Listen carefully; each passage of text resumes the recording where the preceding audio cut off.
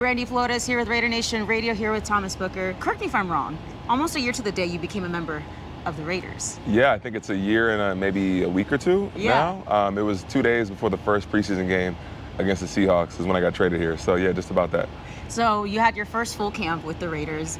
Obviously, it's a bit different going into this year versus last year going into it with the Raiders. How do you feel like you've been doing in camp so far? I think it's been good. You know, for me, I had a couple of points that I wanted to refine just in terms of becoming more instinctual, letting my athleticism kind of shine a little bit more, and just having the in-game know-how to be able to take advantage of opportunities to turn to sacks, TFLs, and game-changing plays. And I think I'm taking steps with that every day, and I think our entire group is as well. So it's been good to seeing the progression of everybody. And you did have a big sack in the game in Houston. Take me through that play. What did you see there? Yeah, so on that play, it's exactly what I was talking about. Just being able to hear things, right? Offensive lines usually call out protections, right? Where they're going to slide, where they're not going to slide. So if you can hear that as a defensive lineman, you can tell exactly where the one-on-one is going to be.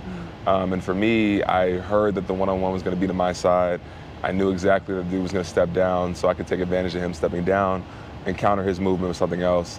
And then I was able to bend the edge a little bit and get to my college quarterback, Davis Mills, for a sack. So that was a cool kind of, a distillation of what I was talking about. Any extra words for Davis Mills when that happened? Nothing extra, nothing extra. I love Davis, but it had to be done. As a little bit of cardinal on cardinal crime. It happens from time to time.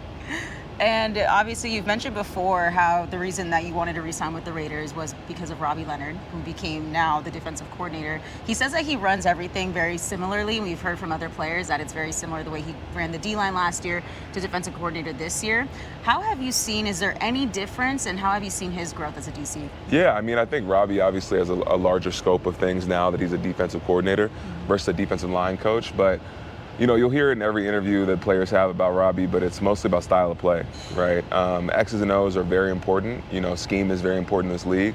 But at the end of the day, players play, coaches coach, and style of play in terms of your physicality, your aggression, how many hats are to the ball at the end of the play are really going to determine who's winning games on average over the course of the season. And speaking of style of play, you guys are switching to a 3-4 defense this year. So with that, versatility is something that you've been doing since your Cardinal days in Stanford with Coach David Shaw. How has that experience kind of helped you as you guys began to make that switch in defense this year? It's been huge. I think that, defenses nowadays, they have to have 3-4 fronts, 4-3 fronts. It's a lot of different things going on. So being able to have a lot of things in your toolkit and being able to play 3 technique, 4 technique, 2-eye, shade, 0 nose, all the rest of it, right? Like in college, I did have to do that at Stanford, a good amount. So it's kind of cool just to be able to see, like, all right, how many different ways can I be used? How many different ways can I use my athleticism against the center, against the guard, against the tackle, and being able to keep your keys, tight and all the rest of it, despite switching through a bunch of different positions. Obviously, with Robbie coming from a defensive lines coach perspective, the defensive line is going to be very important this year in this defense. We can tell. How has that competition been on that line as you guys are all trying to push each other to ultimately get that job done? It's huge. I think for us, we have so many talented players from Tonka, JJ, Max, of course, AB, Foley, who just got here, Malcolm, so many different guys, Jonah, that everybody has their different skill sets in terms of what they specialize in. And it's cool because you can take little tidbits from everybody's game because there's a lot of overlap, of course, but there's also some niche things that guys do, right? I might be a really, really good lateral mover. Foley might be super, super quick on the get off. Jonah might have a spin move.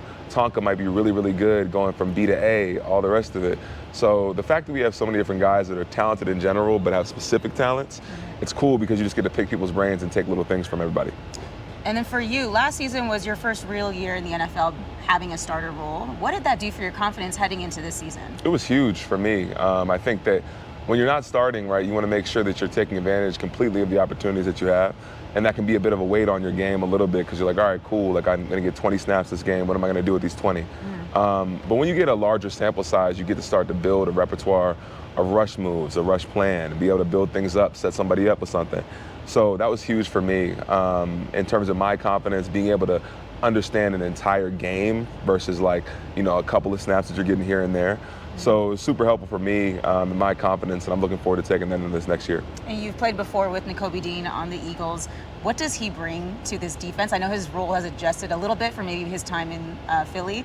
What does he bring, and how can him and along with Quay as well, being those really dominant linebackers? Yeah, I think the big thing that you see with Nakobe that pops off the film is the physicality, right? He's a guy that's never going to turn down a fight.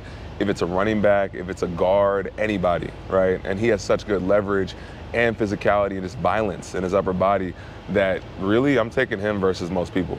I think that's the big thing that stands out. And as a result, I think the entire defense sees it, right? And they kind of coalesce around a guy that is going to bring, the hammer every single play. So I saw that with him in Philly. I continue to see it with him in Vegas, and it's really not a surprise. You mentioned that sample size of when you have a limited amount of snaps to where you're in the starter role and you have more, so it's easier to kind of get over a play because you're in the next rep. Mm-hmm. Is it difficult for players and even rookies as well when you only have maybe just a small time amount to shine to really take advantage of that? And how do you get over that? Is it just repetition and just experiencing more in the league? Yeah, I do think there's something of a time over target nature of it, where as you continue to play, you start realizing, like, at the end of the day, me putting too much weight, positive or negative, in the play that happened just before this one is not going to do anything for me, right? For me, it's about stacking plays, and the way that you stack plays, kind of in a weird way, is about not thinking about the previous one, right? So I think that's a big thing that young players understand intellectually, but from an emotional standpoint of like, man, I got reached, I got out of my gap, whatever else, like, how do you combat that, and how do you continue to have a consistent mindset despite the fact that you're going to have your ups and downs and your ebbs and flows? But yeah, like everything, you get better with it with time, and as you kind of create your own little mindset techniques to be able to just keep on moving. Last question I'll ask you. Kind of big news affecting both the NFL and college. There are now players who can go through a full NFL training camp and then go back to college. There's a few players actually possibly headed to LSU. What is your thoughts on that? Declaring to go to the NFL, whether you get drafted or not, experiencing a whole NFL camp, whether they played a preseason game or not, and then going back to play for college. It's a pretty crazy thing. I think that as soon as NIL really hit and people were allowed to get paid, I think that the idea of a completely amateur league has changed fundamentally, just because you weren't able to get paid directly from your school for the majority of the history of the NCAA. So now that things have changed, I think that the nature of college athletics is changing as well. I think the big thing is, of course, you want guys to get an education and be able to come out of college better for it. And I guess it just remains to be seen what the effect of that is. But yeah, it is pretty historic that you can go through 5 months against guys who are 30, 32, in an NFL setting, and then come back and play against 18-year-olds. We're definitely in a different period of time, and it just remains to be seen the overall effect of that. I think, like most things, it'll be nuanced. All right, Thomas Booker, thank you so much. Appreciate it. Thank you.